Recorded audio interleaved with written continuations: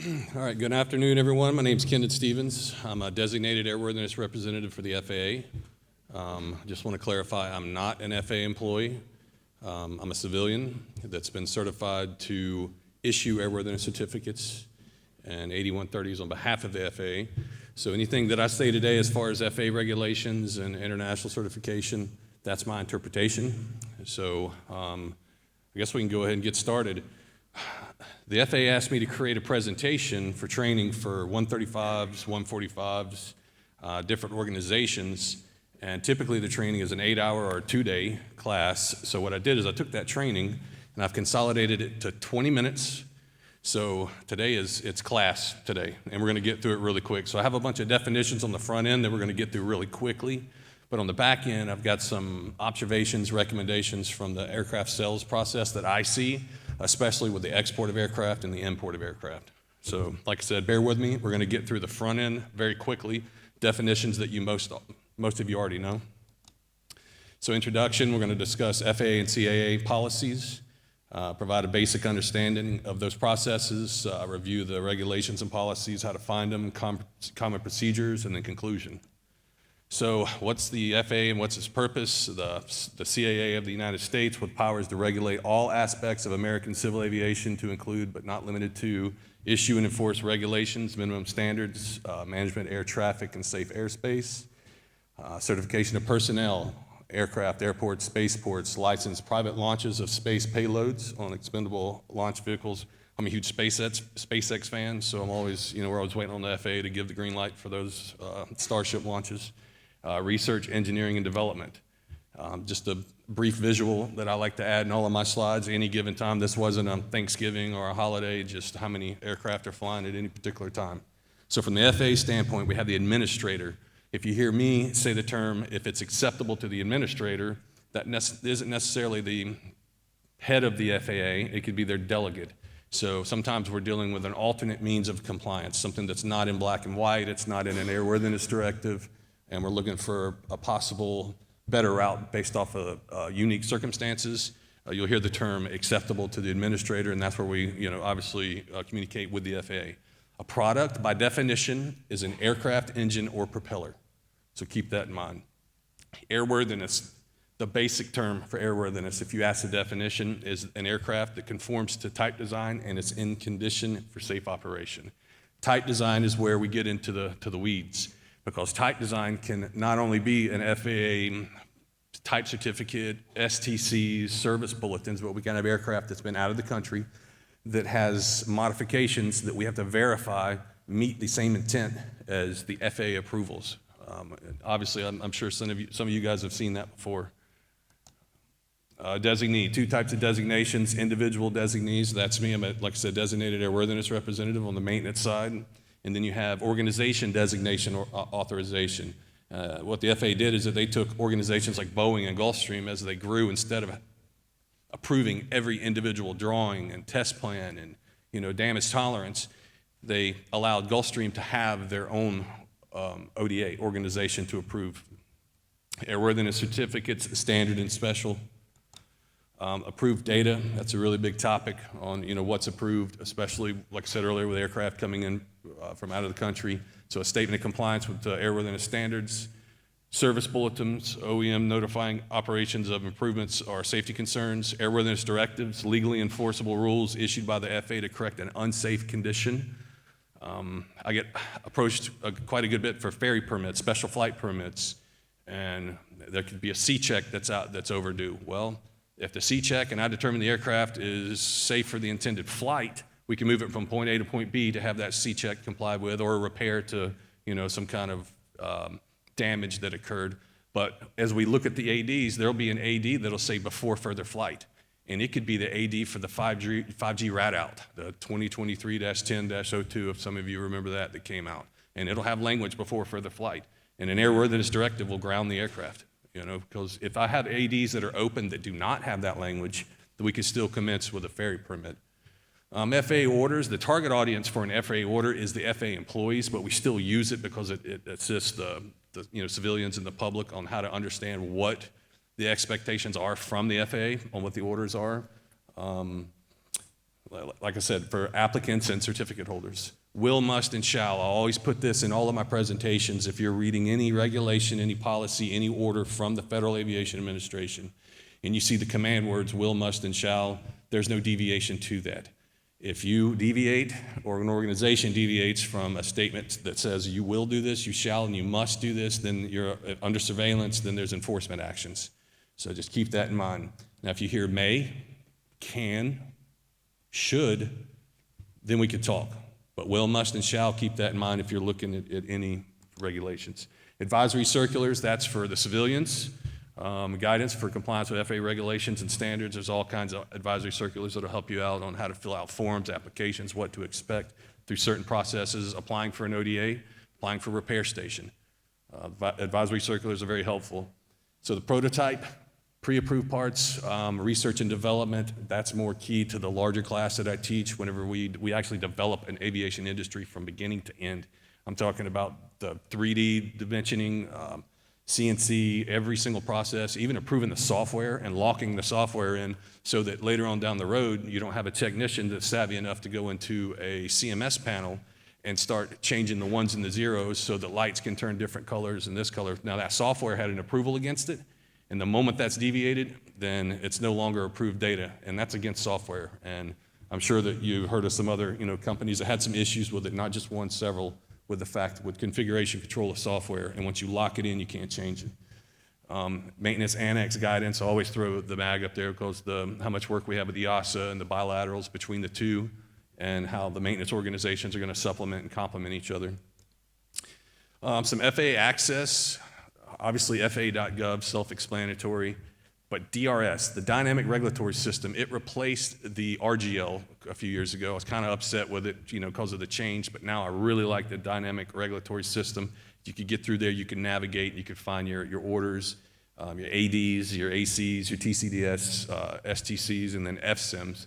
Internally in the United States for surveillance, 8900.1, that's the FAA order for the FSDO and flight standards on how they're going to surveil every AOC. 145, mechanics, flight schools, training, and the answers to the test are in FSIMs. So I tell everyone that, especially 135, because in Flight Standards Information Management System, if you get a call saying, hey, you're going to get a ramp check with your 135 at this airport and you got 4 hours to prepare, the checklist for the FAA inspectors is in FSIMs. It's in there on exactly what they're going to do, how they're going to approach it, and how they're going to check everything off. It's 8900.1. This is a new system called CARES, and let me see, what's my countdown here? How much time do I have left? Just to check. What's that? Plenty. Okay, cool.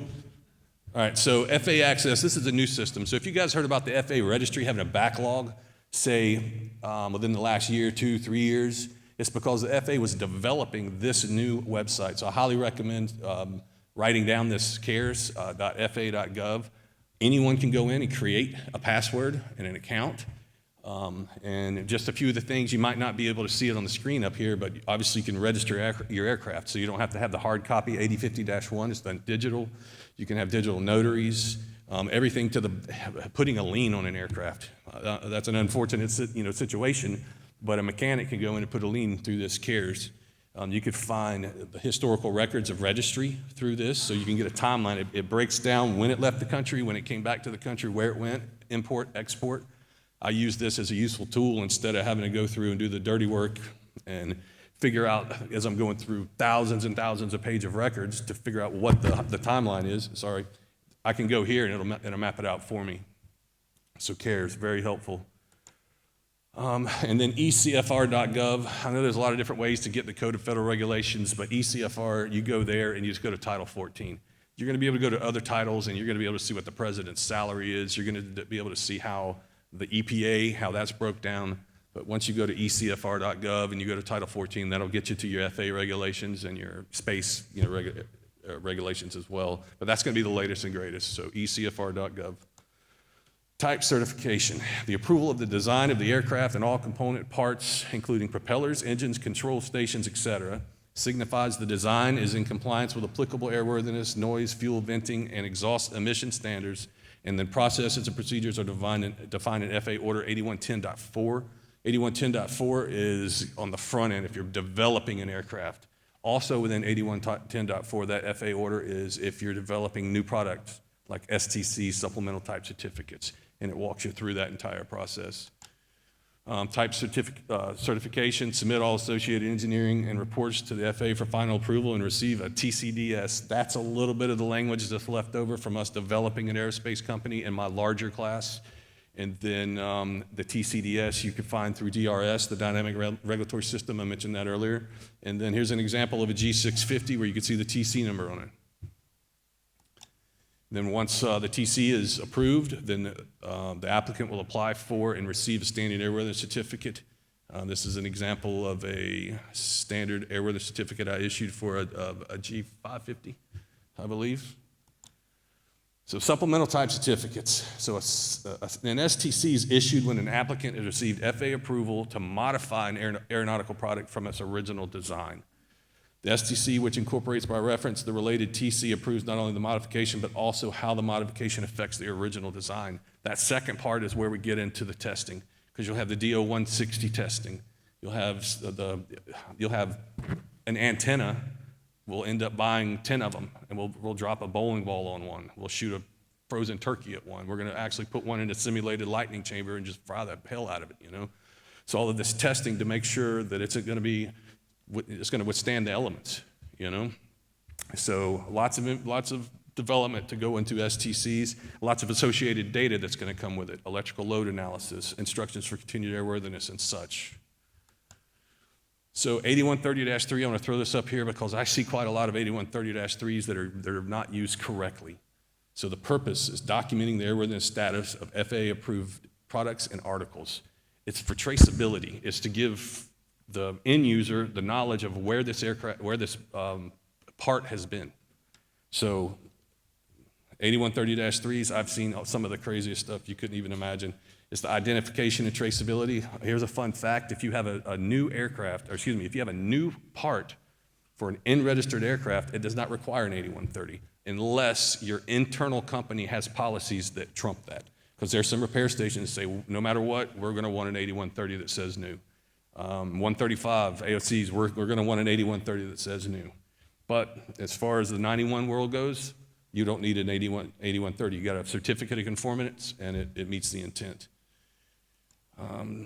Purposes that cannot be used for delivery or shipping. You can't return to service an aircraft. I've seen that before. Not an installation approval document.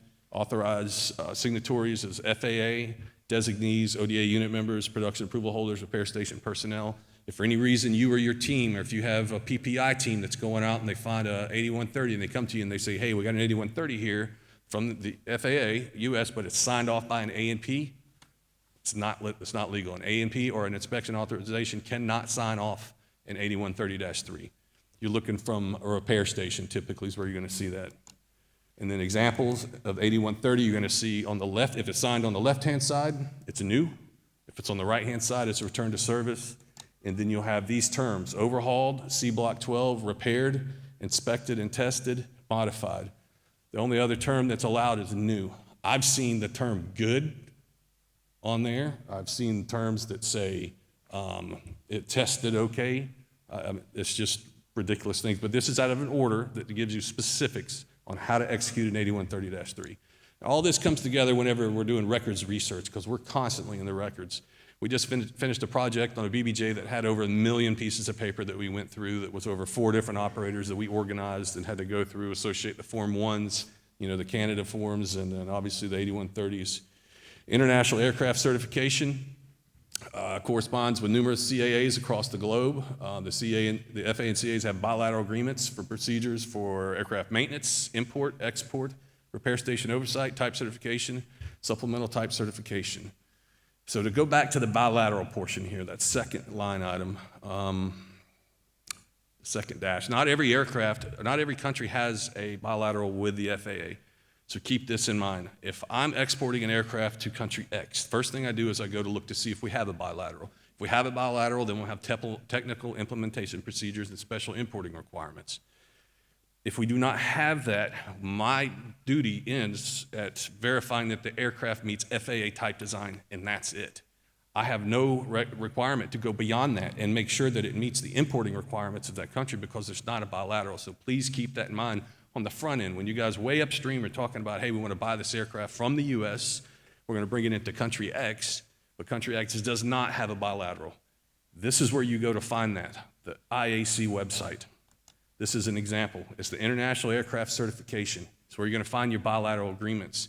The export section has special importing requirements for, different importing authorities. It's going to tell you exactly what they want. The next page here is from the bilateral agreement. I just went with the first one. Argentina is who I picked. But that's how it looks. You go down to see who has the bilateral agreements, and then I'll see that there's a schedule of implementation procedures. That's where I go to see what our policies and procedures are. So now we're getting into the sales portion of this and the items that I'm looking for on the front end. Here's a gotcha. I don't want to say a gotcha, but I guess you would see a best practice is an example of an STC validation. So I have an aircraft that I'm exporting to Brazil, and I go to Brazil's website, and on the website, I'm verifying that we have FAA STCs that are validated by ANAC, and I find 2 STCs that are not validated on their list. I go into the special importing requirements here, and I can't really point it out, but I'm going to turn around just to show you. Right here at the bottom, for the acceptance of major changes already installed on the aircraft that's being imported, if that aircraft has flown 600 hours with that STC, we're good. It does not need to be on the validated list, as long as it's got 600 hours. And I've had customers that call me up, and they're like, hey, we are at 558 hours. I'm like, you need to go fly around for a little bit, Just that's all you need to do, fly around for a little bit. We hit 600 hours, and we're good to go, and we can export. Typically in aircraft sales includes the following: the PPIs, you're aware of that. The records research, I cannot harp on the fact on the front end upstream as much as possible to make sure the records are as good a shape as possible so that you understand the condition of the records. Because running into issues at the very end puts everybody in a bad spot trying to determine what the true situation of the aircraft is. Very important to verify continuity of records from birth. I've found customers just like, hey, we're missing records from country X over 6 years. What do we do? Well, now we have got to break down all of the inspections that happened while it was in that country. We need to take as many panels off as we can just to look for repairs and just use common sense as much as possible. But if we're missing 5 or 6 years of records, come on, it's going to be a little bit of an economic impact for us to fill that gap with the confidence that we don't have any major repairs or any major alterations that could be overlooked. And then conforming that the aircraft meets its type design that's coming into the U.S., making sure all the repairs and the mods that were performed out of the U.S. meet the FAA type design, or we can get FAA engineers to put an approval against the modifications that was performed out of the country. The FAA involvement, this is where I come in, the recurrent standard airworthiness certificate. I verify no denials. I have an internal system that I go into where the FAA says, hey, if somebody calls you about one of these aircraft and these tail numbers, you need to call us. And I had that happen. Somebody called me about a certain aircraft. It was on the list, and it said, you need to call Air 1 at Washington, D.C. immediately. And I called the guy, and he told me what was going on. And I said, all right. I called the customer back. I said, I respectfully decline. I cannot support this project for other reasons, that involved other government agencies, 3-letter agencies. Identify safety hazards, that's self-explanatory, making sure we're good and we're safe. Verify it's registered. The TCDS is good. I'll bring up something here in a little bit about this TCS type certificate that could catch you in the end. Inspect markings, data plate, maintenance records, conforms to type designs with ADs and 337s. The inspection program, 91409. I have a lot of customers that come to me and say, hey, we got DARs that want us to do an annual on this Gulfstream G550. And I say, here's the order. I'm going to show you the order. This changed years ago. This DAR might not know that it hasn't been updated, but years ago, in lieu of a 100-hour or an annual, as long as the aircraft's on the continued aircraft recommended maintenance inspection program, it's on camp, everything's being tracked and maintained properly, and nothing's due, we don't have to do an annual. And that's why I wanted to bring that out. That's FAA Order 8130.2, and that's the reason right there. When I have a customer call me, and if the aircraft's 91409 F3, and they're using the manufacturer's recommended inspection program, no due items, we're good to go. So export certificate of airworthiness from another civil aviation authority doesn't relieve me from my duties. I still have to verify conformity. It helps, gives me a warm fuzzy, but I still have to verify the conformity. Export C of A, almost identical to the issuance of a standard. I have to verify that the buyer's legal. If you contact me and say, hey, I got an export, the first question I'm asking is, who's it going to? Like, not the middleman, but where's it going? Like, in the country of Brazil or wherever it may be, because I have to go to the consolidated screening list with the export.gov to make sure that they're not on that list. So that's one of the first things. Important to identify the buyer as early as possible. Export eligibility, that's an advisory circular. If you want to take that down, it's 21.2. It'll help you get to eligibility for the special importing requirements.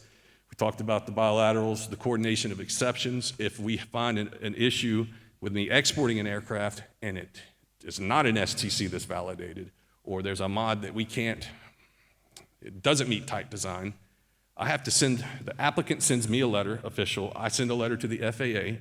The FAA has to send a letter to the Civil Aviation Authority requesting an exception for this aircraft to be exported with these issues. And that can take months, and it has taken months. So the best bet is to avoid exceptions up on the front end, and most of them we can mitigate in time, but we do occasionally have exceptions. And then 8130.K, I brought it up multiple times, that's our order for airworthiness certification. The application, there's an AC 21-12 applying for certificates. Airworthiness certification tool is the online process where you apply. Export application is still a wet ink. That's the only one that we still sign with wet ink. And then recommendations. So the recommendations, this is my last slide here. Don't close on a Friday, and I'll tell you why. For an FAA standard, that airworthiness AWC website, it does not update till midnight the next business day. So if you get a flywire from a customer, from the FAA that says, yeah, everything's good to go, that's just letting them know they've got everything they need, but they haven't uploaded in the system. So the applicant can't even apply for a standard C of A until midnight of the following. So many times we close on a Friday, and I get the call, hey, we got the flywire. There's nothing we can do. We're not issuing until Monday. So don't close on a Friday. Not all countries have bilaterals. I mentioned that. Review your CAA certification requirements as early as possible. Restrap your ELTs to country code as soon as possible because of the fact that we've got so many loaner aircraft, life rafts that we want to get in and out of the aircraft because they're not U.S. country code, and we're bringing it in. Review FAA TCDS and associated comments as early as possible. Verify ICA tracking. That's my number one finding. My number one finding for verifying ICA maintenance tracking is that a customer will go to a MRO and ask, hey, I want this STC installed. All right, the MRO installs the STC, then they give them a data package at the very end, and the data package is their flight manual supplement, their ICA, and they go on, they put it in their maintenance records. Well, in that ICA could be a recurring inspection. Every 6,000 hours, you need to NDT this feed through. You need to go and you need to do this functional test. You need to do this functional test. And I will not tell you how many times I go through and a customer will say, hey, I've got all of my ICAs. And I say, well, let's go through them. Let's flip and let's look. There's airworthiness limitation sections. There's you must do this inspection, and it's not being tracked in camp. It's not in Traxall. That is my number one finding. So keep that in mind. And then example of a TCDS is the Premier IA. You've got to check the TCDS or at least have the individual doing the pre-purchase inspection for you. That Note 4 is directly out of the current TCDS for the Textron 390. The Model 390 is approved for the single seating installation shown in the AFM. Removal, alteration, or relocation of seats, restraint system, cabinets, or tables is subject to approval by the Wichita ACO. That means if you've got your Premier IA and you take it to the best repair station in the world that you could possibly think of, FAA approved, and you got the best DERs, and you got the best data set with 8110-3s and 8100-9s, and you have an alteration to the interior of that cabin, and you fly away, most people are going to say, man, this is great data package, documented properly on 337, but that example is directly out of TCDS, is that Wichita ACO has to be coordinated. And that could have been an easy 3-minute, it takes you 3 minutes to read that TCDS. So whoever's performing your PPI inspections, have them check the type certificate data sheets for notes like that. I know I was told to wrap up. We're concluding, and then final questions. I'm up here to educate, not to advertise, but my number's here, my email. If anybody has certification questions, don't hesitate to call me anytime. So do we have any Slido questions or anything like that? Okay, thank you. Awesome.